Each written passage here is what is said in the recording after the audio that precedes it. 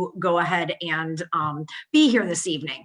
So if you don't know, the YMCA Education Series is free and open to the public, and we encourage you to spread the word to anybody. If there's a topic that you're interested in and you want, let us know. If this is something that you, when you're done and you go, Faith is amazing, I want other people to hear about it, you can send them the link that'll be on our website, and you can invite people to other topics. We do host about 8 to 10 of these a month, all varying in topics. So this, our presentation tonight will last about an hour. If you have questions, like I said, Faith would love this to be conversationally, and so we can all kind of ask questions. If you feel more comfortable, you can also type them in the chat, and I can read those and I can relay those to Faith as well, or you can raise your hand if you're better familiar with that. And thank you again for joining us, and I would like to stop talking and introduce you to our wonderful speaker, Faith Avner. She is from the Shalom Memorial Park Cemetery and Funeral Home and Rand Hill Park. And tonight she is here to talk to you about a subject that we need to all be, are you really prepared? Are you ready? And what questions we have at that final stage in our life cycle. So with no further ado, I will introduce Faith.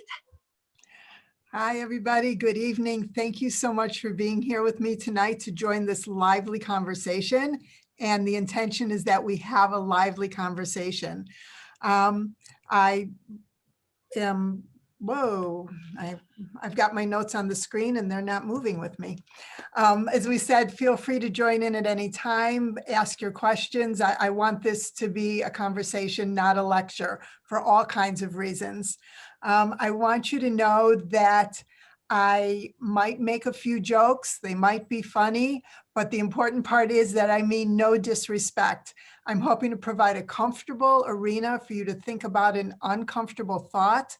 Most important, to ask all of your questions, to explore information that one day you will need for yourselves or your families, and to offer some other questions to consider, to start some conversations. I'm going to tell some stories and hopefully increase your comfort on this topic. You might also notice I'm working from some notes in a script. I'm so passionate about this topic and I have the ability to talk way too much. So I use these notes to keep myself in line and to protect you a little bit from the rambling that might occur. So I'm going to start with my favorite question. My favorite question has always been, what's a nice girl like you doing in a job like this? I love that people think I'm a nice girl. But I've come to believe that my story starts about 20 years ago. As my dad was in a coma, we knew he was dying. I wanted to call a funeral director and find out what to do. My mother said, no, you'll kill him. So here's our first myth buster. Talking to a funeral director does not cause death. So I told my mom, I understand. And then I went in the other room and I called anyway. We had no idea what to do. We had no answers. We had no graves. We had no plans, nothing. We had no idea what he wanted. No one in my family ever talked about this. Well, soon after my father died, I was changing jobs. I was enchanted by this local funeral director who took care of so many of my family's funerals, and I wanted to work with him so I could learn from him. So I called him and asked for a job with the intention of running his office and helping him grow his new business. He said yes, and that I should handle all the pre-need. And I said, terrific, what's that? Who knew you could pre-plan a funeral? My mom taught me that talking to a funeral director was a bad thing. And the rest, as they say, is all commentary. I spent the first 14 years of my career in a funeral home. And then in the summer of 2016, I dug into cemetery service too. At the funeral home, I learned about funeral services, different options, green funerals, celebrations of life, personalized gatherings, and I even led a few motorcycle processions. Yes, I do ride a motorcycle, and I've seen a motorcycle hearse. Folks who have the time to think ahead a bit are taking the time to personalize and add meaning to their memorials with music, photos, montages, even the clothes they wear. Can you guess how many folks are choosing pajamas and sports clothes as their final outfits? And recently, I've also become an expert on burial options, cemetery planning for families, and alternative options of disposition.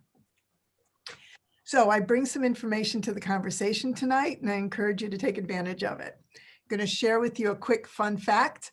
I've become aware that there are those who want to attend their own funerals. They want to know what it's going to be like. They want to know what people are going to say. So they're having their celebrations of life before they die. My son wanted me to start a new business offering pre-funerals. And then, of course, he wants them to be destination funerals. I think he just likes when I pay for a vacation for him.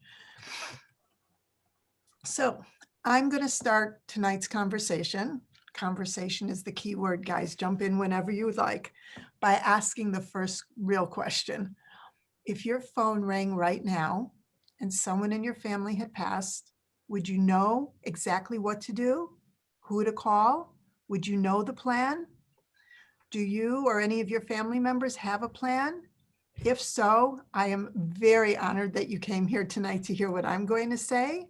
But if not, I truly believe the things we're going to talk about will be helpful to you and your families and begin the thought process that might get you started. I realize some of you may be thinking that no matter how funny this girl thinks she is, how are we going to talk about funerals and pre-planning without being sad? And I've got to tell you, it's a great question. So I thought we might talk about weddings instead. I realized a few years ago, they were about the same when both my kids got married 6 months apart. Another interesting fact, my daughter married a boy named Sam. My son married a girl named Sammy. So when I get old, I can confuse the names, no problem, they'll all get it. I thought that was very thoughtful of them. Anyway, I want you very much to participate here. Let's think of all the things we need to arrange for a wedding. Just call them out. What do you have to plan for? The location. Location. What else? Gloria? I said invitations. Invitations. What else? Lisa, do you want to join? Unmute, Lisa. Travel to the location of burial. Traveling to the location of the wedding. We're still planning a wedding in this moment. Okay. Anybody else? Yeah, the venue where the wedding's going to be Where it's held. gonna be good. What else do we plan in a wedding? Who's going to officiate? Uh-huh. Will there Clothes. be food? Clothing, food. What else? What else? These are great Music. answers. Music. Uh-huh. Anybody want to offer anything else? Mhm. Food. Turns out Kathy has all the answers. Can we pop up the wedding document now? Thank you, Kathy. Mhm. So we made a little list. Can everybody see most of it? Things that we planned for a funeral line up with, I'm not actually seeing the whole list, with things that, whoops, all my notes are gone for my speech now. With all of the things. And if you see side by side, just about everything we need to do for a wedding, we also have to do for a funeral. But the major difference, and give me a second to get back to my notes, is generally you have about a year or more to plan a wedding, but you only have a few days to a week maybe to plan a funeral. Can you imagine the stress that that could bring? Oh, did everybody see at the bottom, the green stuff? Lots of money? Yes. So unless, and obviously would be very chaotic, unless of course you already had a plan. Yes, that's my theme for the night, having a plan. Thanks, Kathy. We can take the list down. And what about those who believe that they already have everything in place? My favorite comment over the years has been when I talk to people mostly about planning their funerals. Oh, no worries. I've taken care of all of it. I own a grave. I'm all set. And I say, great. How are you going to get there? Who's going to open it up for you? Who's going to put your name on it a year later? These things, somebody's got a plan for these things. Or sometimes you have parts of the arrangement in place and unbeknownst to you, somebody has changed it along the way. I'm going to tell you quickly what I call the Marsha story. When I first started my career, I had the honor of working with this wonderful woman named Marsha. And I want to tell you her story. Marsha's parents bought 6 graves back in the day, and they were in her parents' names. And when her father passed away, the mom very brilliantly knew that she had to add someone else's name to the deed, because a single person owning all that land, when her death occurred, it would be an issue. So she asked her brother to be the other name on the deed. So at that point, 5 graves are available, and she owns them with her brother. And when her death occurred soon thereafter, her brother thought like her, didn't want to be the only owner on the deed, and was a little smarter, put someone on the deed from the next generation. Because when his death occurred, people were getting older, and he added his son to the deed. And lo and behold, soon after that, he passed away. Now, his son didn't understand the value of what he had with 3 graves, so he sold them. Didn't tell anybody. Now, remember, this story started with Marsha's parents. So Marsha believed that one of those graves were for her. And when she and I were planning her funeral, one of the things that we do is dot the I's and cross the T's and make sure everything is in place that we expect. So with her permission, I called the cemetery and said, I just want to confirm that there's a grave available for this young lady. And they said no.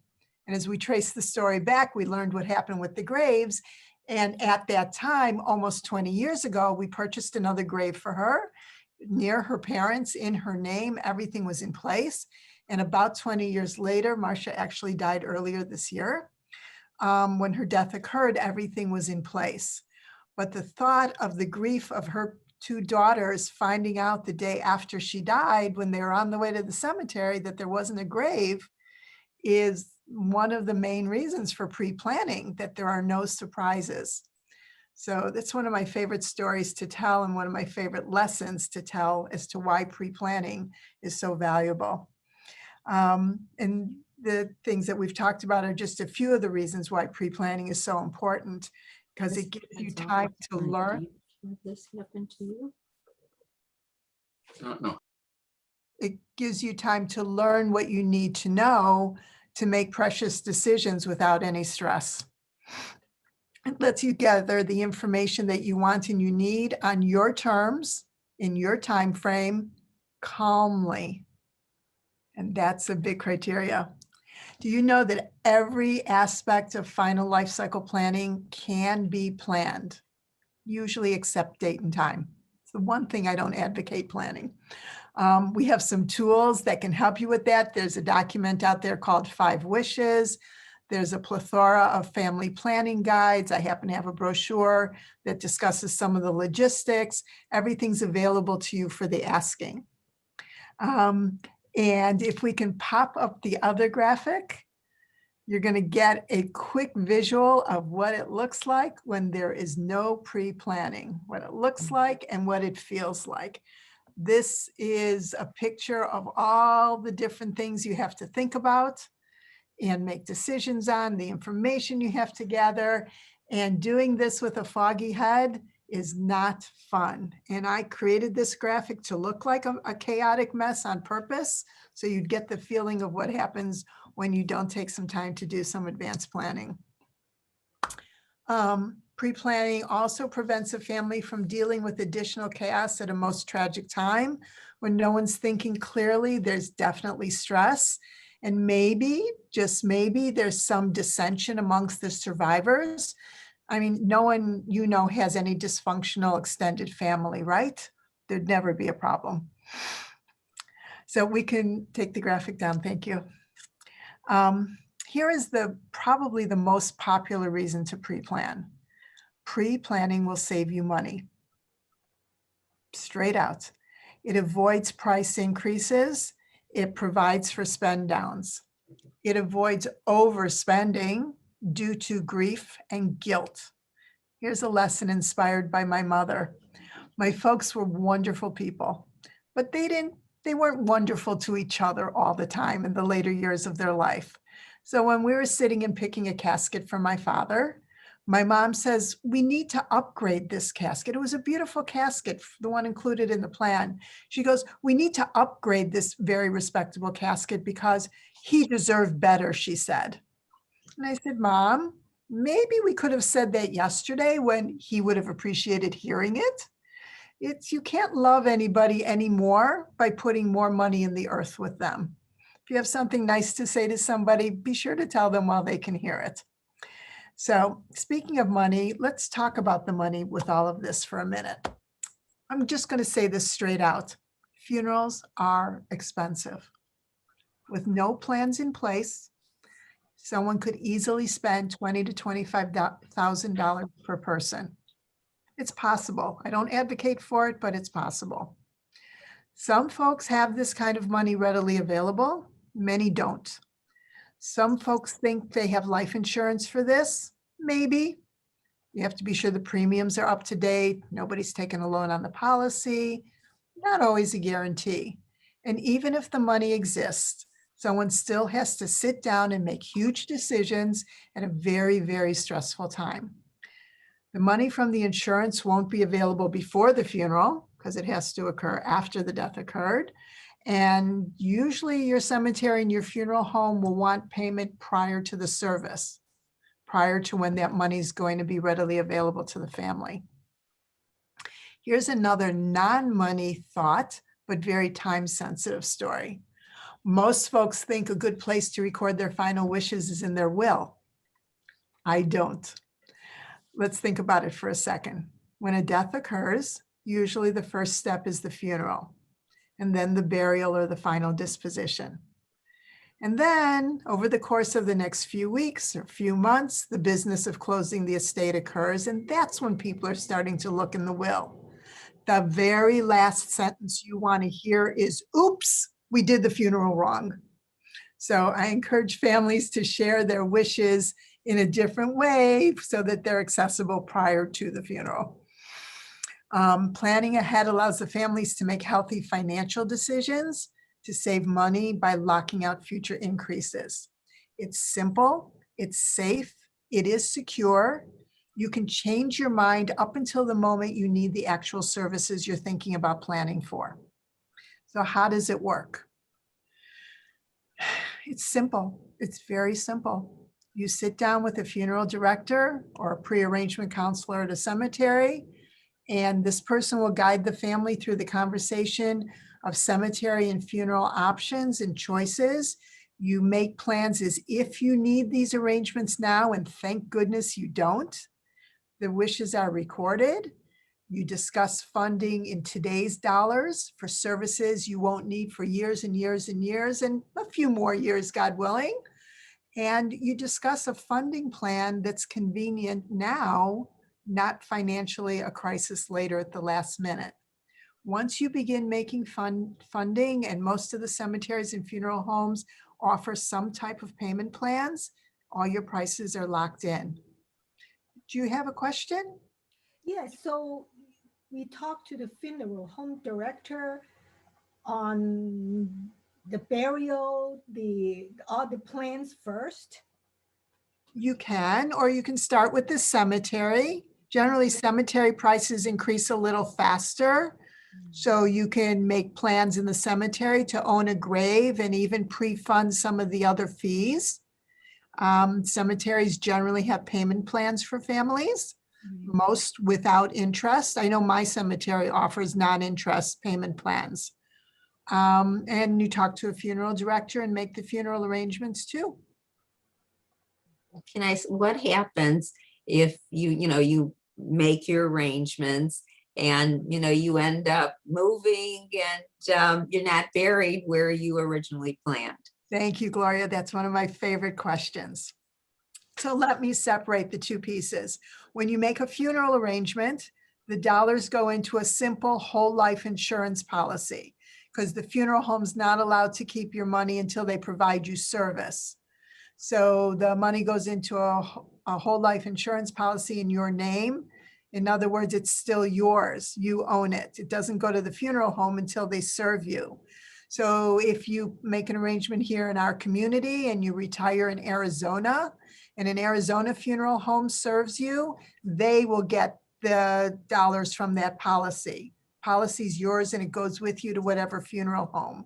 I would encourage you to let the funeral, if you make an arrangement here and you're moving, let the funeral home help you choose a new funeral home in your new community.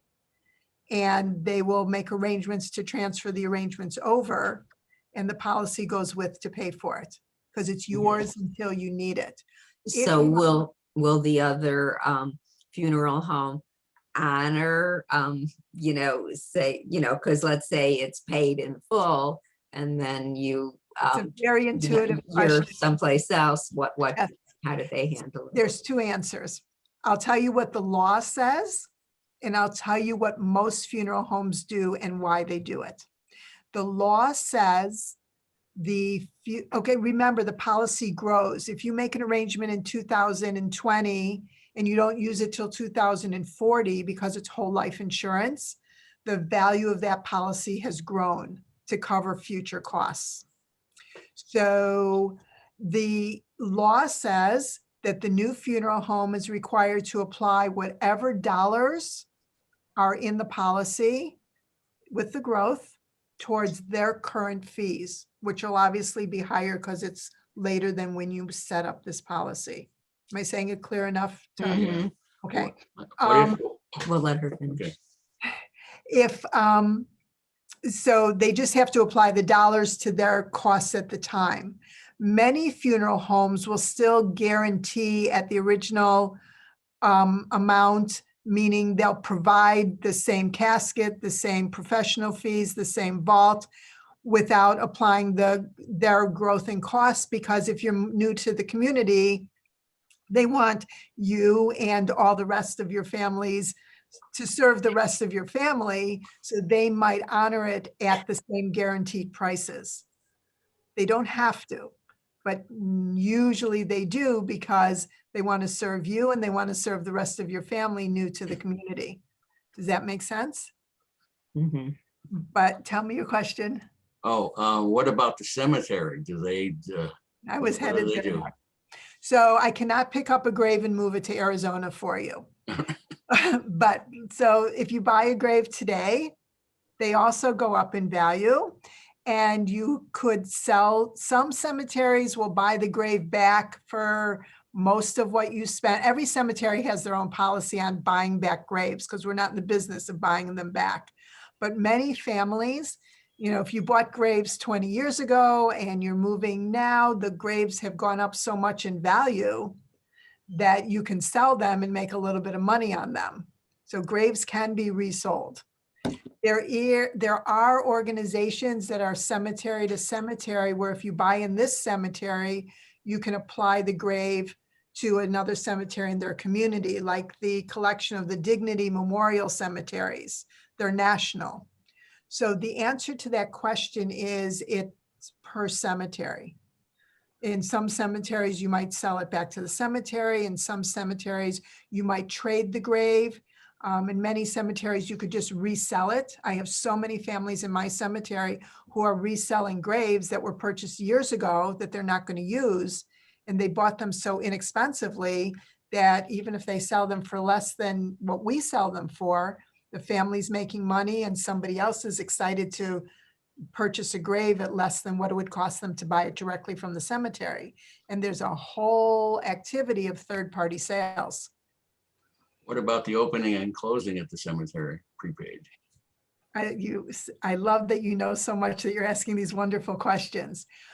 If you've purchased the opening and closing and you're reselling the grave, and you probably purchased the opening and closing at a lower rate, you're again doing your buyer a favor by letting them buy the opening and closing from you closer to the rate that you paid than what the cemetery is charging them today.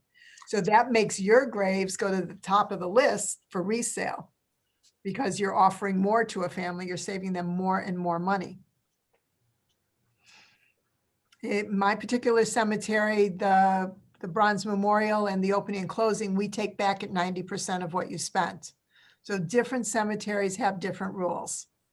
And a lot depends on how long ago you bought something and how long you wait to resell it as to how big the spread is on the dollars that you can earn. So it becomes very, very personal as to, the debits and the credits on that decision. There's a good counselor will find you a good answer. There's always a way. Great questions. You came to this so informed. Other questions before I go on? Well, I will just wanted to comment, just because you moved doesn't mean you can't use that cemetery. You can come home. Yeah. You know what, Lisa? Yeah. I'm glad you said that, because as you say that, I'm realizing half of our families do come back. We bring them home, funeral home to funeral home. And because people have the graves and want to stay connected to their families, many folks who have retired elsewhere in the community do come home. Can I ask you, typically, how much does it cost if you have to ship a body? Yes. When I prearrange funerals for our families and I'm aware that their death could occur out of town, we add in around $3,000 to cover the cost of an out-of-town funeral director and air transportation to bring the deceased back. And then we take care of everything else locally as if the funeral were here, assuming the funeral will occur in our community. If the funeral occurs in the community where they've been living for many years, then there's a smaller fee to receive a deceased and prepare them for burial locally. That's closer to $2,000 to $2,500. It depends on where you choose to have the funeral. If you've been out of town for a long time, all your friends and family are in Arizona. I'm using that as an example because that's where I woke up yesterday. So it's on my mind. So these are the personal decisions and thoughts that each family makes by talking in advance about planning as to what the options are and what to do. A quick aside, which isn't part of my notes, but you're asking such good questions, it reminded me, there are also policies that allow you that if you're traveling and your death occurs out of town and your death occurs more than 75 miles from your legal address, that policy will bring you home, and that's only $285. So if you've not moved away, but you're out and about all the time and you're a traveler, you might want to ask me separately about that. Because it's very inexpensive, and in the very unlikely chance that your death could occur away from home, this will save you thousands and thousands of dollars and a lot of commotion, because that's one phone call and they bring you back to your cemetery of choice. So you made me think of something else to share with you. Thank you. Other questions in this area before I continue chatting? All right, so my advice at about this point is that everybody should really consider planning now and then outlive as many price increases as you can. That's the way to get even. Plan early and let us keep raising the prices that you get to ignore along the way. In the cemetery, as we spoke about, it's an investment that will grow in value. In the funeral arrangements, the money still belongs to the family because it's in that simple whole life insurance policy. And the cool thing about that insurance policy, once you sign up, and it's insurance, so the growth is based on the market, the original funeral home that sets you up with it takes the risk of the policy growing. So if you take out a policy and plan a funeral and the policy does not grow enough to cover the funeral home's costs in the future, that's not your problem, because you've trusted us enough to plan in the future. We own the risk going forward. And if the policy overgrows, this is the cool part. We as a funeral home can only keep our actual costs that day. And if the markets are amazing and that policy outgrows our cost increase, the family gets back the difference, because we're not allowed to have any more money than our actual costs are. So nobody gets rich. We write checks for $20. We write checks for $100. It's not an investment where you make big bucks. but the risk belongs to the funeral home because you've given us your trust and confidence in allowing us to guide you through some future arrangements that you need. So these ideas are the good business decisions. I'd love for you to consider the emotional benefits if you might be doing this for yourself or personal family members. And again, I have personal experience with this. Imagine how good it can feel to have the option of either giving your family guidance of what you want or being able to honor a family member's wishes. And like I said, decisions can be changed until the arrangements are used. I learned this lesson when my father passed. I immediately asked my mom to tell me what she wanted, because if you remember, we had no clue what to do with my dad. And it turned out it was totally the opposite of what I would have done for her. She chose cremation. I would not have thought that way. And I have to tell you that though it wasn't my decision, I cannot tell you how comforted I was that I knew I'd finally done something my mother wanted. I wasn't a good kid. I didn't listen all the time like I should have, but, and I don't mean to make a joke about that, but there, in all seriousness, when you know you've done something for somebody that's what they really want, and she was really serious about it, it gave me a level of comfort that I was able to say, yes, Mom, I'm happy to honor your wishes. I do promise you that you and your family will make healthier decisions when you're not in grief. That's a given. And if you think it's hard to start that conversation and to speak about funeral and cemetery needs in advance, I'm going to challenge you to think about how much worse it's going to be when you're in grief and at that moment. And I'm hearing this from families all the time as we sit and we make plans and we go through the list of questions and talk about what they need. They go, how do people do this at the last minute? And it's hard. It's very hard. And when I'm sitting with parents and they're making the arrangements to protect their children, I say, I'm going to step in here and get a little personal. I said, your children will thank you. It'll be the day after that you can hear them say it. I'm very aware that they're going to be grateful for what you've done. So I'm going to represent your kids right now. And I'm going to say, they are saying thank you to you for your generosity in taking care of this. And they will be comforted by what you're doing today. And then the future comes and the kids say, I don't know how we would have done this without Mom and Dad's start. For over 20 years, I've been telling these stories and they're all the same. So let's circle back around to the first question I asked. If your phone rang and somebody passed, would you know who to call? Would you know what to do? Do you know the answers to all of the things we talked about today and what to do next? I challenge each and every one of you to take to heart my words, to have conversations with those you love, find out who has plans, find out who doesn't, and take the steps to make these plans. Because sometimes just knowing you need them isn't enough. I'm going to offer that diet metaphor because besides my motorcycle, all I think about is dieting. Can't get skinny understanding calories and carbs. You actually have to do the work of the diet to see the results. You can't, it's the same with pre-planning. Knowing I'm giving you good advice won't help unless you begin a conversation to protect yourself and your family. And there's people all over this community that will help you. Just ask. And I can start right now to help you by answering more of your questions now, here with everybody together, or over a cup of coffee or another Zoom session if you'd like a more private conversation. But I encourage you to have these conversations some way, somehow. I would also like to ask you if it's okay to offer and tell me what else you might like to learn about in a presentation on this topic. I'm always excited to create classes on specific related topics for all of our families in the adult education program here.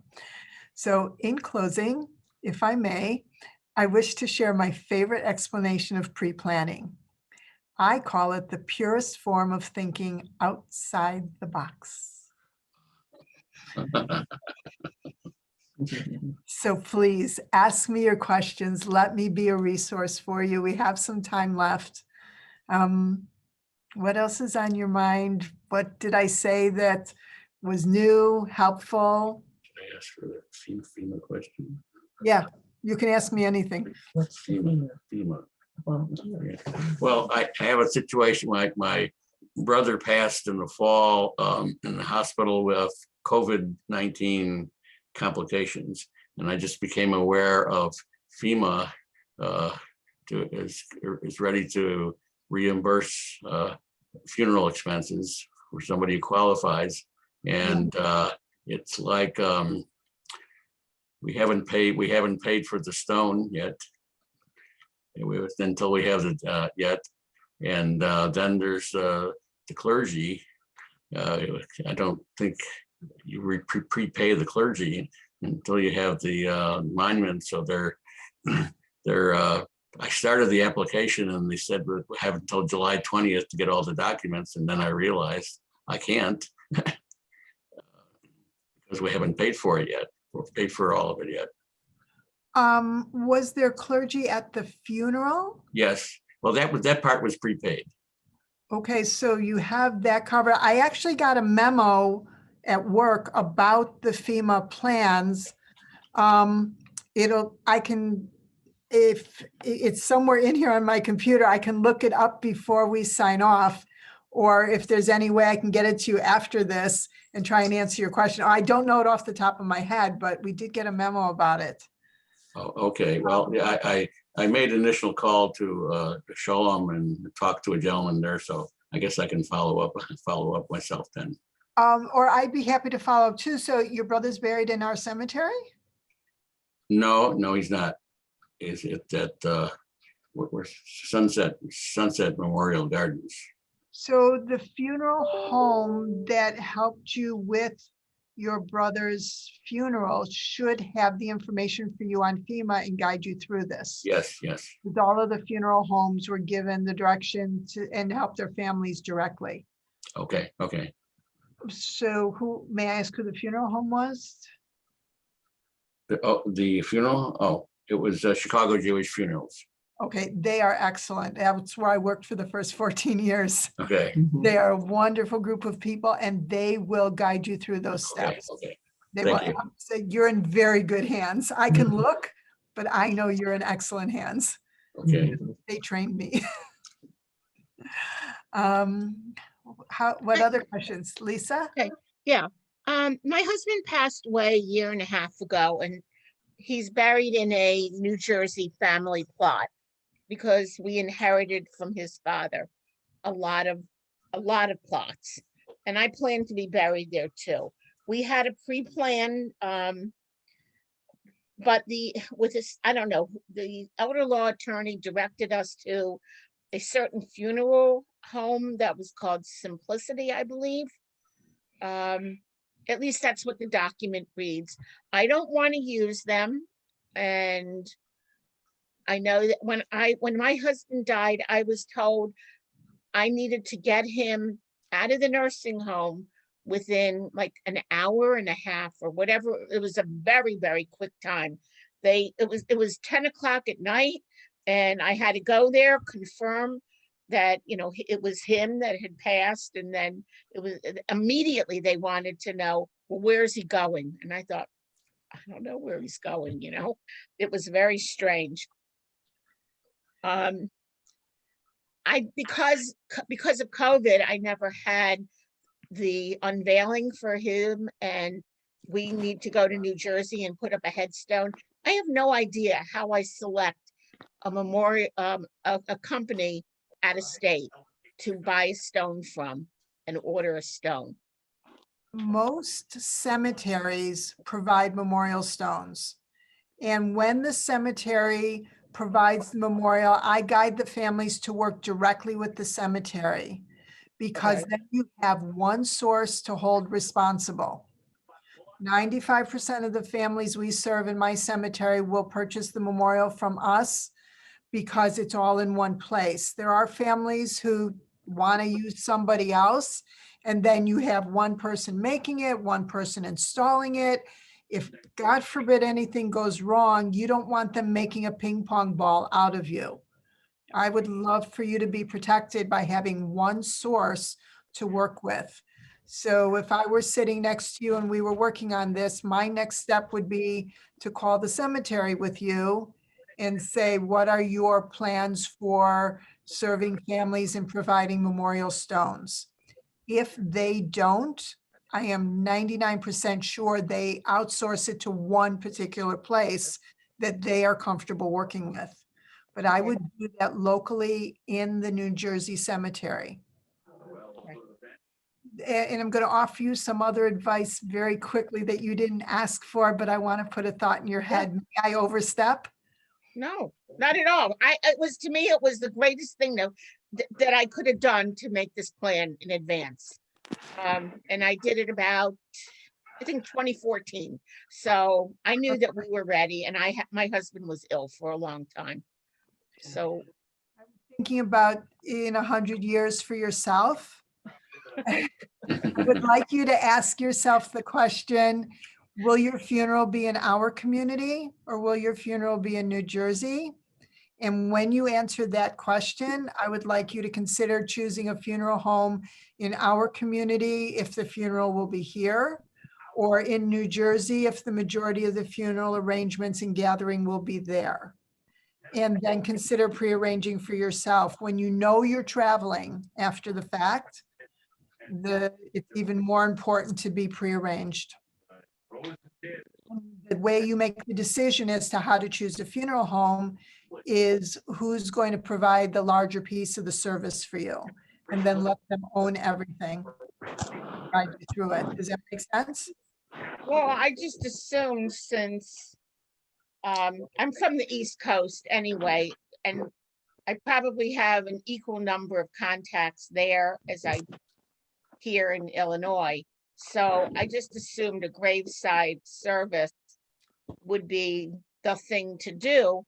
And what we did for my husband afterwards was have a celebration of life, more or less, a few weeks later, Mhm. locally, so that the people that might have that would not attend the funeral because of the distance could at least pay their condolences locally. So it sounds like the funeral home in New Jersey should be responsible for everything, and they will coordinate with a local funeral home if your death occurs in our community, and they will make arrangements for your transportation. And it's quicker and frequently less expensive when funeral homes talk to funeral homes than if you make an arrangement with somebody in Chicago and you make an arrangement with somebody in New Jersey to receive you, and you try and do that coordinating. I would make one funeral home responsible and Okay. choose, and it's from what the little bit that I'm hearing, it sounds like the one in New Jersey should be responsible to take good care of you in 100 years. I may just Okay. smile at a funeral conversation. I'm okay with that. Thank you. Thank you. I mean, I'm very, I think the fact that you're trying to emphasize to people that they should make these arrangements in advance, I really feel that the day after we did it, I went around telling everybody that that was important in my life, how we had made these arrangements, because I felt so good about it and excited that we had done it, because I didn't want that burden on my children. That's generally what people do feel afterwards. It's really a funny thing to say, I've planned my funeral and it feels great. That's not a sentence you think you're going to hear every day. I hear it a lot. I'm lucky to be sitting across the table from families who make these plans. But it's an interesting phenomenon that most don't expect. What else can I tell people? Edwina, how's dinner? Oh, she's on mute. It was good. It was good. Actually, I learned a lot from your conversation. Thank you so much. Thank you. I just want to make sure the conversation went with the main course and everything lined up okay. What else? Who did you say you were with? What company? So it's a combined cemetery and funeral home in Arlington Heights. We're basically Rand Hill Park. which Okay. is a non-denominational cemetery, and part of it is called Shalom. And Shalom is the Jewish section of the cemetery. So I have the honor of being able to serve a whole community. It's, most folks know us as Shalom, but we also have a non-denominational section, and I get to say yes to everybody who gives me the honor of helping them. Does it have maybe not a big number of Asian people in that cemetery? We do. We actually do. What's the name again? You'd be looking for Rand Hill Park. How do you spell it? RANDILL. Randale Park. Okay. Whatever. It's not Hill, it's So Randall. in the information for today's program is an email for me, a phone number. I think I have a website now. I feel like I've come into this century. Somebody gave me a website to use. And I'd be happy to provide you additional information if you'd like. I'm here. Kathy, the information's available to find me. How can we guide this young lady? So what we can do is I can pull the information off the registration and we can send you, did you include an email in there? Yeah, you have my email. Perfect. Then I will get that. I don't know if I will, but I can get someone who's smarter than me probably to pull it tomorrow and make sure that we include all of Faith's information for you. Yeah, I didn't ask question because I really don't know any much about the topic. Do you want to, if you'd like to sit down and talk more personal about your needs, reach out to me and I'll answer all of your questions. Okay, great. Whatever you'd like. I love teaching and clearly I love talking about this. Okay, So whatever you'd like to learn or how I can help you, the answer is yes. thank you. I agree. I was surprised that everybody else was so knowledgeable. I was like taking that. You all had so much to offer. I was like, wow, everybody knows everything about this already. So I was very impressed as well. And I learned a lot. I'm honored to be among the knowing. What else can I offer people?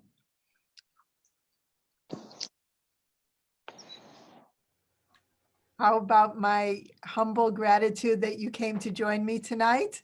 And I'm honored that you have joined my first class.